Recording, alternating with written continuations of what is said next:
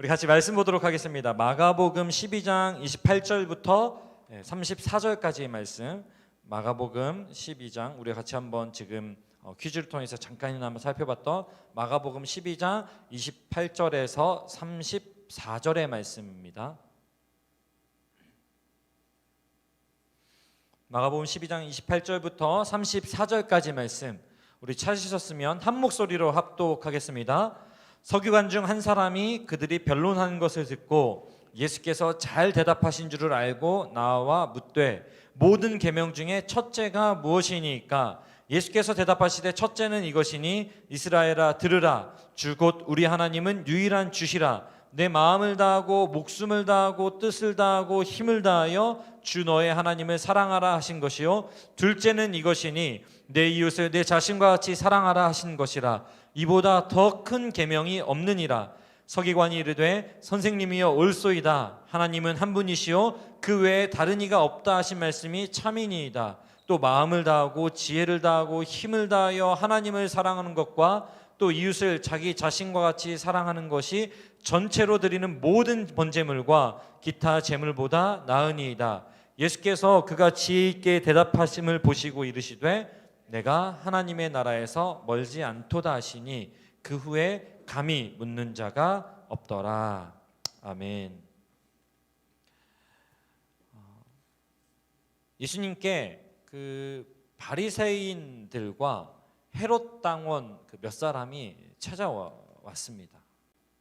그러면서 로마 황제에게 세금을 바치는 것이 옳으냐라는 질문을 합니다. 이 질문에 대해서 옳다 하면은 하나님 배신했다, 안 된다라고 하면은 제국의 반역자라고 하면서 아마 예수님을 공격할 것입니다. 그러나 이 질문에 대한 예수님의 답을 들은 이들은 결국 예수님의 지혜에 감탄하게 됩니다. 이 12장 초반부에 나오는 이야기죠. 그러자 이번에는 사두개파 사람들이 예수님을 찾아옵니다. 그리고 부활에 대한 질문을 던지게 됩니다. 이 부활에 대한 질문에 대해서 부활을 부정하면 바리새파 사람들이 아마 예수님을 공격할 겁니다. 또 부활을 인정하면은 이 질문을 하고 있는 사두개파 사람들이 예수님을 가만두지 않을 것입니다. 이에 대해서도 예수님은 너무나 지혜롭게 대답하십니다. 이 장면을 쭉 지켜보고 있던 이 서기관 한 사람이 예수님께 질문을 합니다. 오늘 우리가 했던 잘 알고 있는 모든 계명 중에 첫째가 무엇입니까? 자, 여러분 이 시점에서 이 서기관이 예수님께 이 질문을 하고 있는 이유가 무엇일까요? 28절에는 서기관 중 한 사람이 그들이 변론하는 것을 듣고 그 다음에 예수께서 잘 대답하시는 줄을 알고 나와 묻되, 예수님께서 잘 대답하신 줄 알고라고 기록되어 있습니다. 그 말은 뭡니까?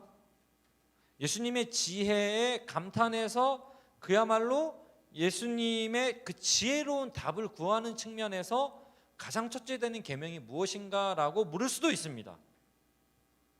그런데 제가 이 본문과 동일한 내용을 기록하고 있는 마태복음 22장 34절에 보니까요, 거기선 이렇게 말합니다.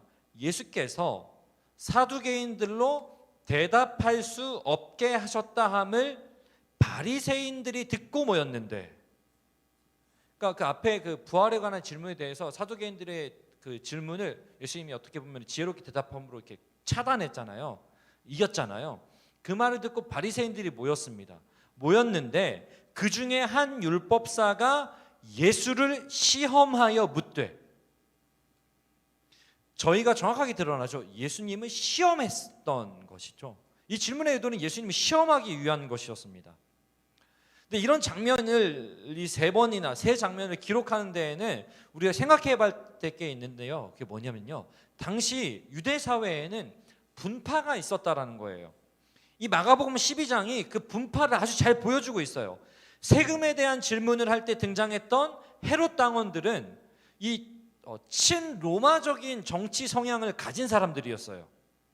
그와 달리 이 바리새파 사람들과 사두개파 사람들은 민족주의적이고 종교적인 성향을 가진 사람들이었어요. 좀 다르죠?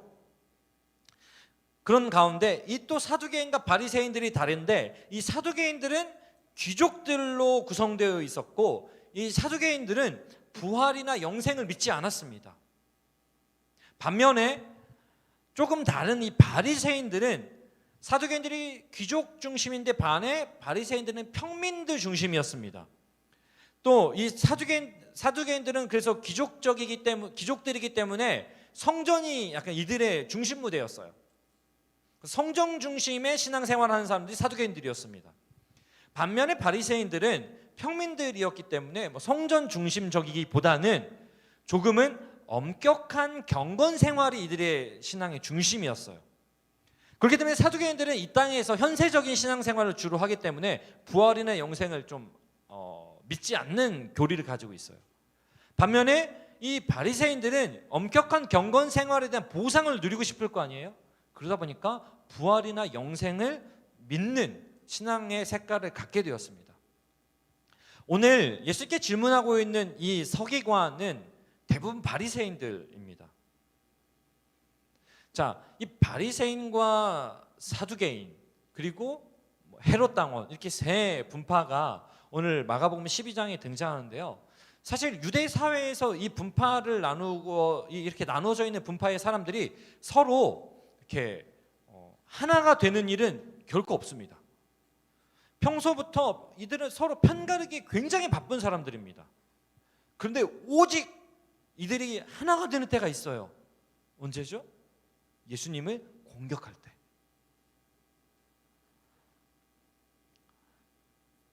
그래서 성경에 보면은, 신약에 보면은 이들은 예수님 공격할 때만 언제 우리가 싸웠냐는 듯이 한 마음이 되어서 예수님 공격합니다.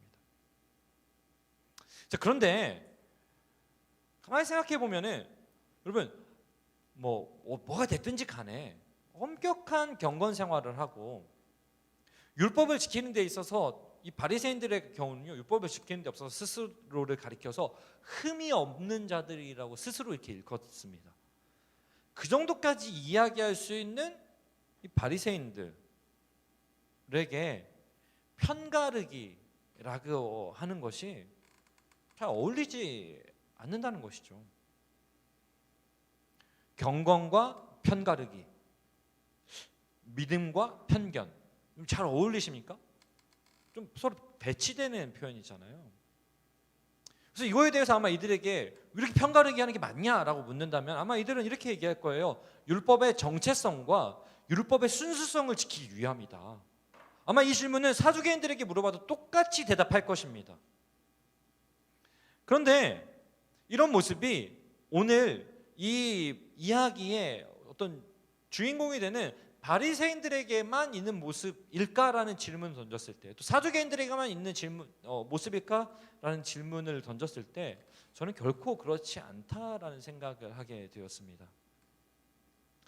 나와 신앙의 어떤 성향이 다른 사람, 나와 성격이 다른 사람, 나와 일 스타일이 다른 사람, 또 나를 피곤하게 하는 사람, 나를 괴롭게 하는 사람, 또는 나에게 도움이 안 되는 사람 또는 도움이 되는 사람을 구별하는 데 익숙하고 상당히 빠른 계산의 능력을 가지고 있는 우리에게도 사실은 이런 편가르기 하는 모습이 잘 나타난다라고 하는 것이죠. 오늘 여러분에게는 그런 모습이 혹시 없습니까? 근데 확실한 것은 복음은 우리에게 절대로 편가르기를 요구하지 않는다는 것입니다. 무엇을 위해서라도. 그래서 오늘 이 서기관의 질문에 대해서 예수님께서는 가장 기본적인 답을 주세요. 이스라엘아 들으라, 주 곧 우리 하나님은 유일한 주시라. 내 마음을 다하고 목숨을 다하고 뜻을 다하고 힘을 다하여 주 너희 하나님을 사랑하라. 신명기 6장 4절과 5절의 말씀을 인용하시면서 지금 답을 주시거든요. 이것은 유대인들이 보통 쉐마라고 부르는 겁니다. 쉐마가 들으라예요. 이 쉐마라고 부르는 건데, 이 쉐마 명령을 이 유대인들은요 매일같이 아침 저녁으로 이 말씀을 암송한다고 해요. 아침에 일어나서 해가 지고. 그러니까 뭐예요? 이들의 삶을 규명하는 너무나 중요한 가치가 있다면 쉐마 뭐예요? 들으라 이스라엘아, 주 곧 우리 하나님은 유일한 하나님이시다. 그 유일하신 하나님을 마음과 목숨과 뜻과 힘을 다하여 사랑해라. 이것을 이들은 늘 고백한다는 겁니다. 그리고 예수님 그것에 대해서 그 너희가 매일 고백하는 그것이 가장 첫째 되는 계명 아니겠니? 라고 하시면서 아주 기본을 지금 우리에게 강조하고 계시는 것을 우리가 볼 수 있어요. 기본입니다. 기본, 신앙의 기본.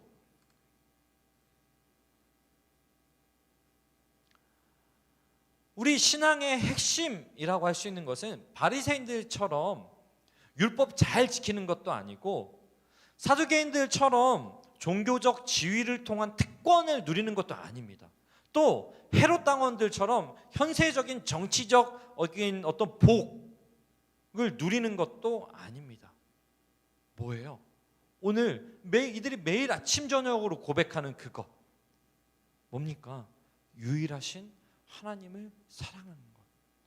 유일하신 하나님을 사랑하는 것이 바로 우리 신앙의 핵심이라고 하는 거예요. 바리새인들은 하나님을 사랑하는 그 방법으로 엄격한 경건 생활을 했습니다. 그게 맞아요. 하나님을 사랑하려고 엄격한 경건 생활을 했던 거예요. 하지만 그것이 자신의 의가 되어서 하나님을 사랑하는 것보다 오히려 자신의 신앙의 수준을 자랑하고 편가르기 하는 것의 도구로 사용되어진 겁니다. 하나님을 사랑하기 위해서 엄격한 경건 생활을 했던 것이 아니라 자신의 의를 드러내고 자신의 신앙의 수준을 드러내는 도구가 되었다라고 하는 것이죠. 그런 서기관에게 예수님은 유일하신 하나님을 사랑하라라는 말씀에 이어서 오늘 누가복음은 둘째는 이것이니라고 했지만 아까 말씀드렸던 마태복음에서는 이렇게 얘기합니다. 둘째도 그와 같으니. 그러니까 둘째도 앞에 것과 똑같아 라고 시작하면서 내 이웃을 내 자신과 같이 사랑하라 라고 하는 레위기 19장 18절 말씀을 인용하시거든요. 무슨 말이에요? 하나님을 사랑하는 것과 이웃을 사랑하는 것이 분리될 수 없다는 것입니다. 이 말씀 딱 하자마자 서기관이 33절에서 맞장구 칩니다. 맞습니다. 하나님 사랑하고 이웃 사랑해야죠. 그리고 하나님을 사랑하고 이웃을 사랑하는 것이 전체로 드리는 모든 번제물과 기타 제물보다 낫습니다라고 말합니다. 바리새인들이 엄격한 경건 생활이 신앙생활의 핵심이었다면 아까 말씀드린 이들과 반대되는 사두개인들은 성전의 중심이 있었고 성전에서 드리는 의식, 제사 이런 것들이 그들에겐 중요한 거였어요. 그것이 중심에 있다고 얘기하는 거죠. 그러니까 이 바리새인이 지금 이 서기관이 하는 얘기가 뭐예요? 그래 맞아요. 사두개인들 쟤들 잘못됐죠. 이 이야기를 하고 있는 거예요. 지금 이 부분에서. 가끔 제가 성경에 보면요. 가끔 성경에 그 예수님과 대화하거나 뭐 이런 장면에 보면은 자기가 지금 무슨 말 하는지 모르고 대답을 굉장히 잘하는 경우가 있습니다. 막 그냥 막 자기 상황에 맞게 막 이렇게 얘기하는데 진짜 정답이 정답. 오늘 지금 이 상황이 딱 그렇습니다. 지금 본인은 뭔 소리 하는지 몰라요. 지금 본인은 사두개인들 공격하고 있는데 우리가 딱 봤을 때 이 말씀 진리입니다. 아주 정확한 얘기를 하고 있어요. 그러니까 서기관은 편가르기식의 편협한 논리에 빠졌기 때문에 사두개인들을 의식하고 그들을 저격하는 답을 하고 있는 거잖아요. 하지만 사실 이 자기가 하고 있는 말은 가만히 우리의 관점으로 보면 지금 이 서기관 누구에게 하고 있는 거예요? 자기 자신에게 이야기하고 있는 겁니다. 종교적인 형식, 그러니까 엄격한 경건 생활은 중요하게 여기면서 그 중심을 놓치고 있는, 그래서 편가르게 하고 있는 자신의 모습, 그 얘기하고 있는 거예요. 전체로 드리는 뭐 재물에 관한 이야기를 이 사람은 사두개인으로 봤지만 우리가 보기에는 그 의식적인 행동, 형식적인 행동이 바리새인의 모습과 너무나 닮아 있지 않습니까? 그 말씀을 딱 듣고 예수님 33절에서 네가 하나님 나라에서 멀지 않도다. 뭐 물론 이 말씀이 어떻게 보면 칭찬으로 볼 수 있습니다. 너 잘했어, 이렇게 볼 수 있어요. 근데 가만히 생각해 보면은 뭐예요? 하나님 나라에 왔다, 하나님 나라가 네 거다, 이게 아니잖아요. 멀지 않은 거야. 네. 우리가 이렇게 어디 약속 갈 때 있잖아요. 약속할 때, 특히 저희 결혼식 갈 때, 목사님 어디쯤 오셨어요? 다 왔어. 내비게이션에 30분. 특히 우리가 어디서 이걸 많이 경험하죠? 중국집. 아니 왜 짜장면이 아직 안 오나요? 방금 출발했는데. 그것과 다르지 않아요.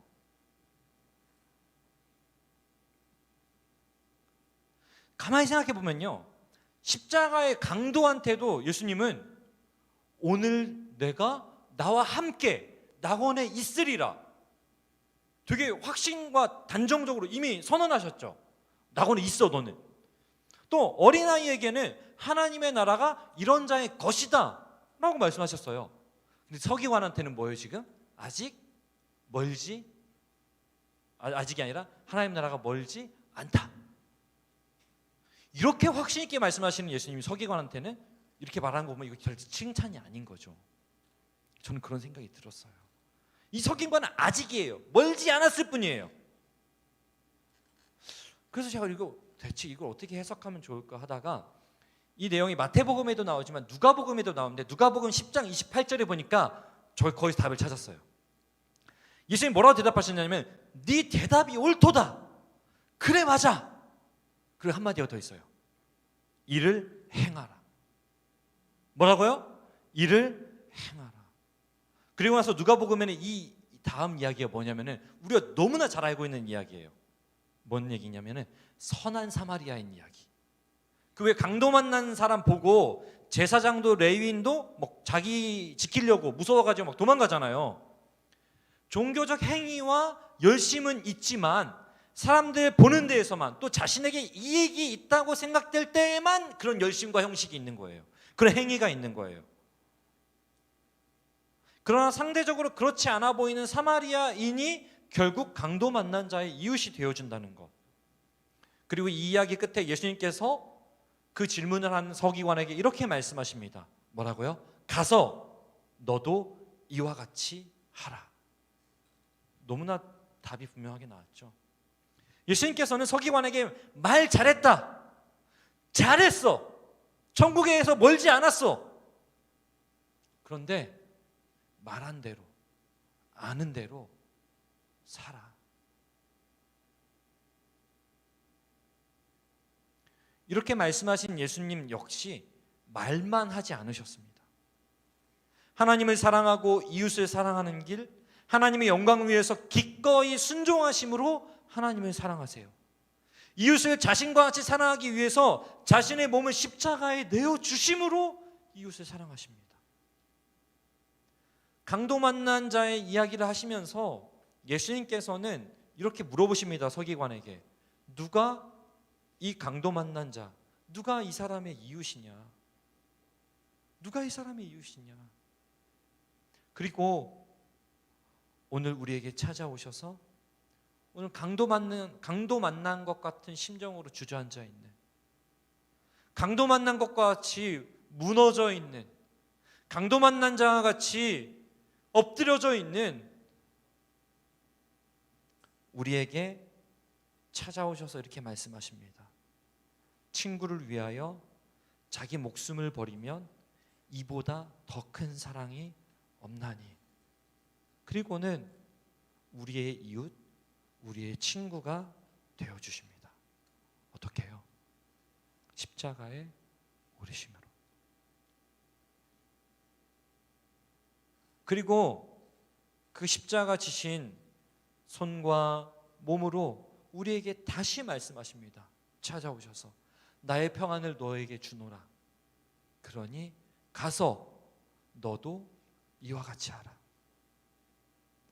가서 너도 이와 같이 하라. 지난주에 용서에 관한 설교만큼이나 사실은 듣고 싶지 않은 설교가 있다면은 아마 오늘의 설교일 거예요. 내 이웃을 내 자신과 같이 사랑하라. 아니, 주님, 저도 사랑 못하겠는데 누굴 사랑해요? 그런데 여러분, 성경에 지난주에 얘기했던 용서와 사랑, 이 이야기 빼면 우리는 대체 무슨 이야기를 해야 되는 걸까요? 성경에 용서, 사랑, 이 이야기 빼면 우리 여기 왜 앉아 있는 거죠?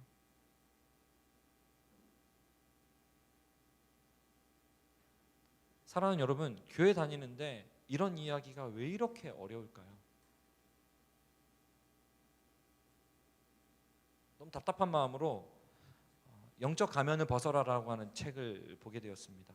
뭐 내용을 설명하기도 그렇지만 좋지만 그냥 정리하면요, 우리가 영적 가면을 쓰고 있기 때문에 그래요. 세상 살아가는 모든 사람들은 다 가면을 쓰고 살아갑니다. 그렇잖아요. 뭐 직장에서는 이런 가면, 집에서는 이런 가면, 또 누구 만나면 이런 가면, 남자친구 만나면 저런 가면, 이런 거 있잖아요. 그런데 문제는 신앙생활 하면서도 우리가 가면을 쓰고 있다는 거예요. 영적 가면. 오늘 예수님에게 질문했던 이 서기관도 영적인 가면을 쓰고 있었습니다. 그 내면에는 편가르기와 자기 의로 가득 차 있었지만 종교적 행위라고 하는 것으로 치장되어진 가면을 쓰고 오늘 예수님 찾아온 거예요. 오늘날 저를 비롯한 정말 많은 그리스도인들이 교회에서 경건 생활할 때는 그리스도인인 것 같아요. 서로에게 얼마나 아름다운 가면을 쓰고 서로를 대하는지 몰라요. 세상에서는 전혀 그리스도인 같지 않은 그런 가면을 얼마나 또 잘 쓰고 치장하고 살아가는지 모릅니다. 그러다 보니 심지어는 하나님 앞에서조차 가면을 쓰고 하나님을 대하는 거예요. 그저 가면을 바꿔 쓰는 삶을 살아갈 뿐 내적인 충만함과 내적인 변화는 없는, 가면 바꾸기 바쁜 그런 삶을 살아가는 것이 오늘 저와 수많은 그리스도인들의 이야기가 아니냐 하는 것입니다. 성경이 이야기하면은 그리스도인으로 사는 거 어렵다, 예수님처럼 살기 어렵다, 이렇게까지 해야 되냐, 이렇게 질문합니다. 사랑하는 여러분, 우리가 정말 그리스도인으로 살기 어려운 걸까요? 그리스도인으로 사는 것이 정말 어려운 것일까요? 아니면 하나님 나라의 백성이라고 하는 그 가면과 세상에 익숙한 그 방식의 그 가면을 바꿔 쓰느라, 가면 바꿔 쓰느라 힘든 것은 아닐까요?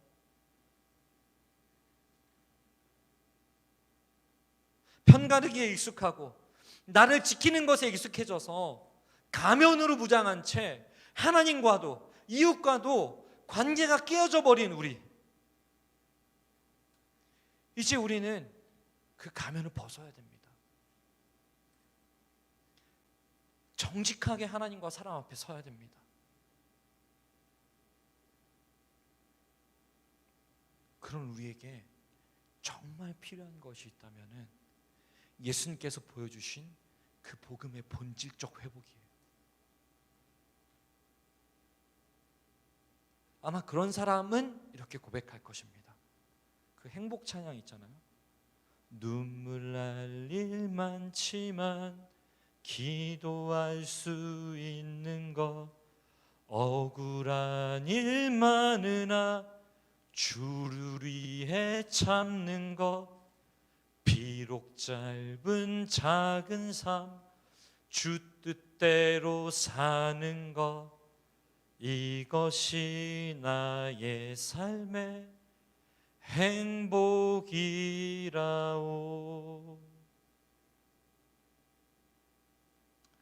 사랑하는 청년 여러분,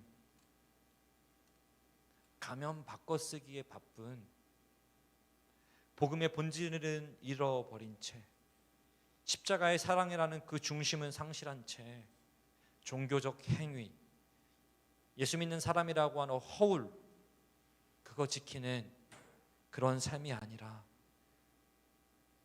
이제는 그 가면을 벗어 던지고 정말 십자가의 사랑을 가슴에 품고 그것으로 회복된 자의 삶을 살아가기를 원합니다.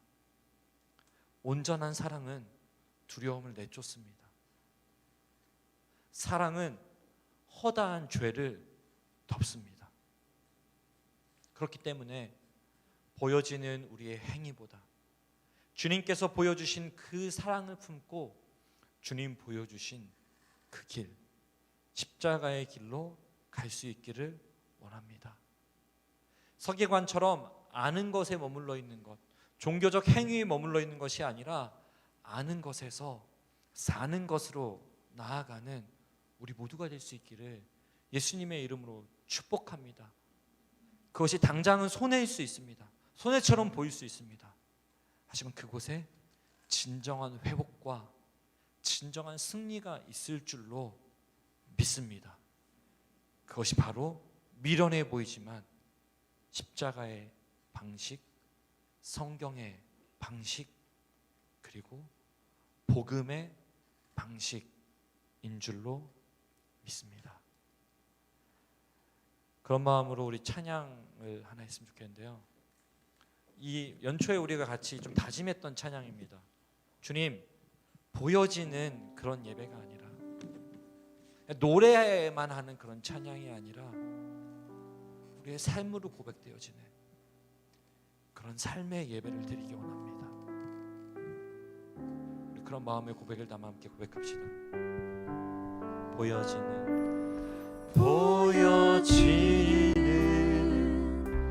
예배 아니,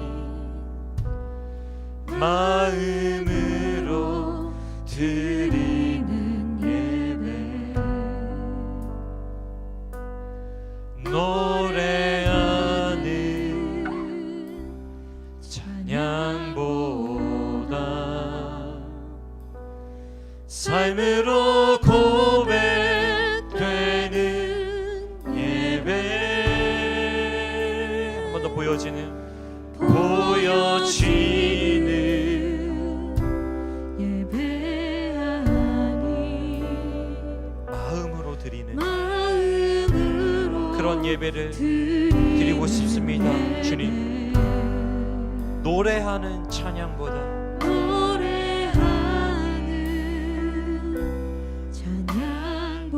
삶으로 고백되는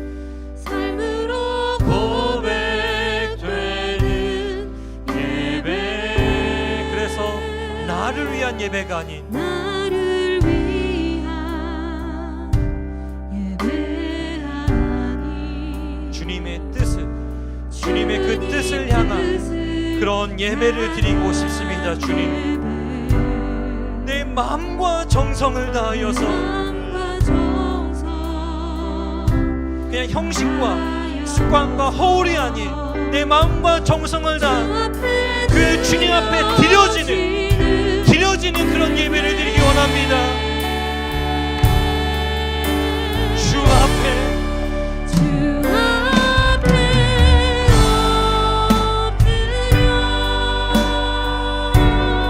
경배합니다.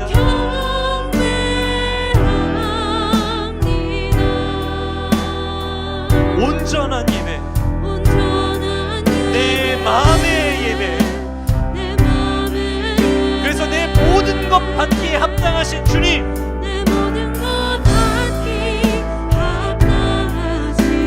주 앞에, 그 주님 앞에 내가 엎드립니다. 그리고 내가 예배합니다. 주님, 나의 이 고백, 나의 이 찬양, 나의 눈물을 받아 주시옵소서.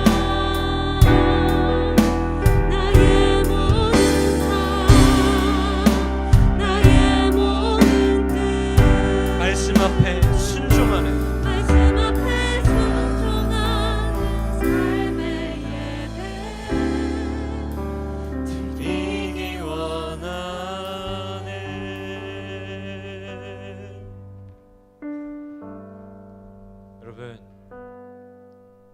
자리에 나오신 것 절대로 그냥 종교적 형식을 취하려고, 그냥 주일에 교회 안 가면 허전하니까 그 습관 때문에 나오신 거 아니잖아요.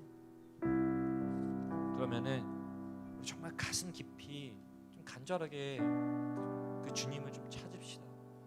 주님, 날 위해 십자가 지신, 나를 친구라 여기시고 나를 이웃이라 여기시며 나를 위해서 자기 목숨을 버리신 그 주님, 그 놀라운 사랑이 오늘 내게 은혜로 부어졌음을 내가 믿습니다. 그 주님을 나도 사랑하기 원합니다. 그 주님을 나도 사랑하기 원합니다. 주님, 내 마음을 받아주시고 내게 그 주님의 뜨거운 사랑을 부어 주시옵소서. 그렇게 함께 기도합시다.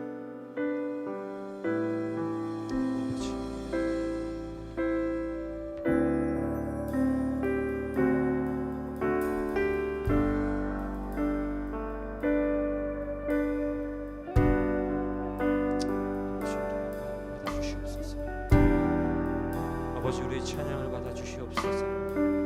주님, 이 시간 우리가 드리는 우리의 기도를 주님 들어주시옵소서. 듣고 계시는 줄로 믿습니다.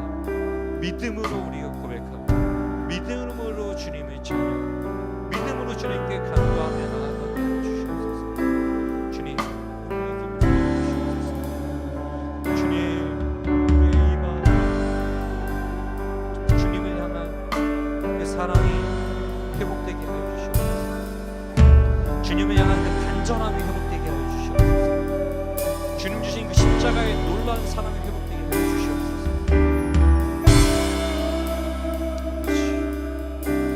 아버지,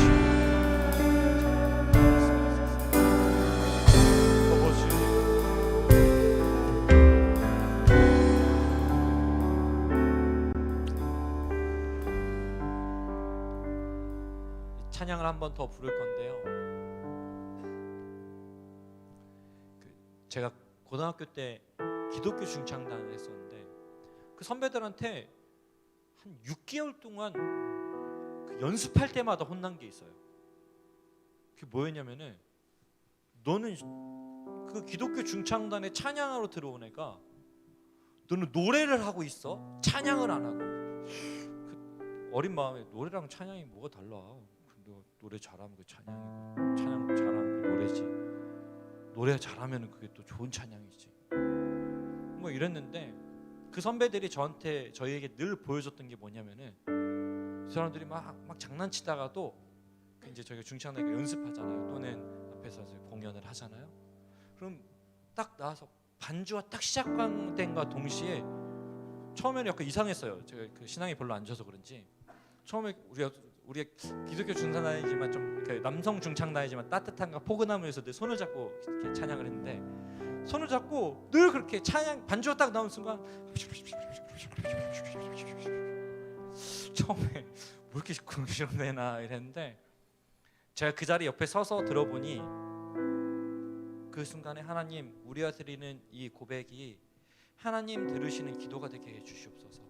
찬양은 곡조 있는 기도가라고 하셨는데, 이 순간 내가 드리는 이 찬양이 그냥 세상 가요처럼 흘러가는 노래가 아니라 정말 살아계신 하나님께 드리는 내 고백이 되게 해주시옵소서. 이 기도를 그렇게 하는 거예요.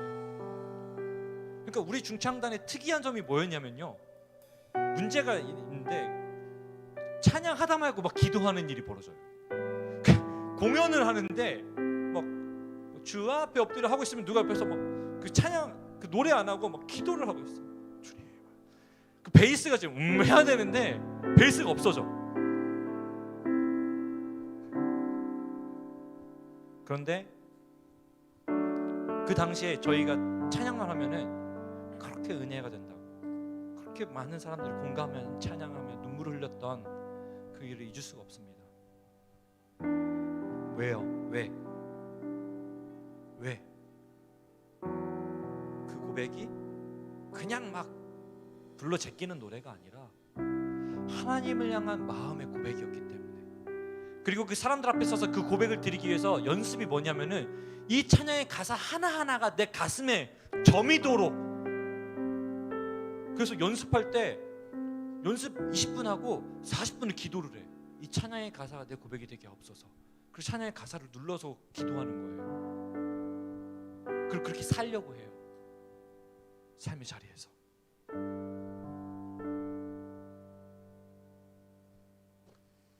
그래서 학교에 있으면은 이 중창단 애들이 티가 나는 거야. 쉬는 시간에 지들끼리 모여가지고 막 찬양하고 있어. 교실 뒤에 가가지고. 무슨 이야기를 하고 있는 겁니까? 여러분, 우리의 매일이 그냥 찬양, 좋은 찬양이지가 아니라 그 찬양이 뭐 이해가 되든 되지 않든 하나님께 드리는 거예요. 이렇게 될 줄 믿습니다. 왜요? 모르긴 몰라도 하나님 진짜 살아 계시거든요. 하나님 우리와 함께 하시거든요. 그리고 우리의 삶을 통해서 하나님 위대한 일을 하기 원하시거든요. 그게 성경 구석구석에 써있는 이야기 아닙니까? 그러니까 우리에게 위대한 일을 요청하시는 거예요. 용서하고 사랑하라고. 그래서 십자가 지라고 하시는 거예요. 왜? 우리가 그게 가능한 존재들이니까. 우리를 위해서 그걸 하고 싶으시니까. 어디서부터 시작되는 거예요? 이 찬양의 가사가 노래가 아니라 우리의 진실의 이 중심의 고백이 되는 것으로부터 더 이상 영적인 가면을 벗어 던지고 하나님 앞에 예쁘게 찬양하는 것이 아니라, 사람들 앞에 예쁘게 찬양하는 것이 아니라 뭐예요? 하나님 앞에 진실하게, 그리고 그 진실함으로 사람들 앞에 서는 것, 그것이 바로 하나님 사랑, 이웃 사랑의 정신의 그 중심에 있는 것이에요. 예수님이 이 땅에 오셔서 우리에게 보여주신 것이 그것입니다.